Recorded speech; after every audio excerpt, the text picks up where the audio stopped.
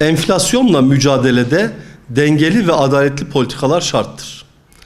Türkiye İstatistik Kurumu'nun açıkladığı verilere göre Nisan ayında tüketici fiyat endeksi %3 artarken yıllık enflasyon ise %37,86 oldu. Gıda enflasyonu ise yıllık bazda %36,09'a ulaşmıştır. Bu rakamlar enflasyonun halkın alım gücü üzerindeki olumsuz etkilerinin devam ettiğini göstermektedir.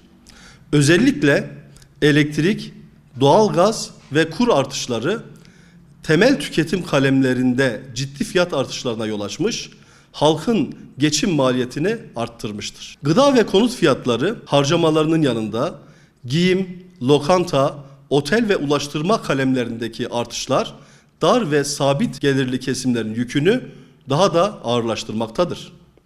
Öte yandan zirai don gibi tarımsal afetlerin henüz fiyatlara tam olarak yansımadığı da dikkate alındığında önümüzdeki dönemde gıda fiyatlarında daha büyük artışlar yaşanabileceği endişesi doğmaktadır. Enflasyonla mücadelede uygulanan mevcut ekonomi politikası üretim kapasitesini ve yatırımları zayıflatırken tüketim tarafını ise baskılayamamakta, dolayısıyla dengesiz bir tablo ortaya çıkarmaktadır. Bu durumun temelinde ise bütçe açığının ve ekonomi yönetimine olan güven eksikliğinin giderilmemesi yatmaktadır.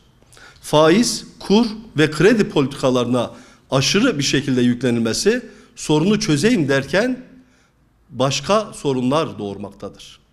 Memur ve emekli maaşlarına yapılan artışlar da hızla yükselen enflasyon karşısında anlamını yitirmektedir.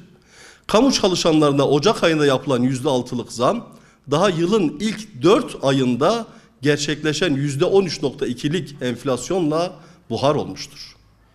Bu şartlar altında memurlar için %6,94 oranında enflasyon farkı oluşmuş, verilen zammın ise alım gücüne hiçbir katkısı kalmamıştır. Hüdapar olarak şu hususun altını dikkatle çiziyoruz. Enflasyon kendi başına bir yoksullaşma aracı olduğu gibi eksik ya da yanlış hesaplanan enflasyon oranları halkımızın mağduriyetini daha da derinleştirmektedir.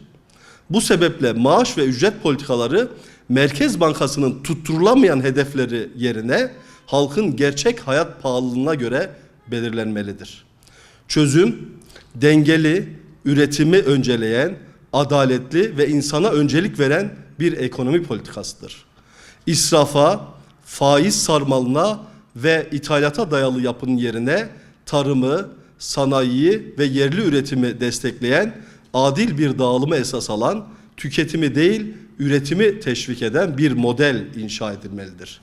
Aynı zamanda bütçe disiplinini ve kamu güvenini sağlamadan sadece para politikalarıyla enflasyonla mücadele edilmesi mümkün değildir.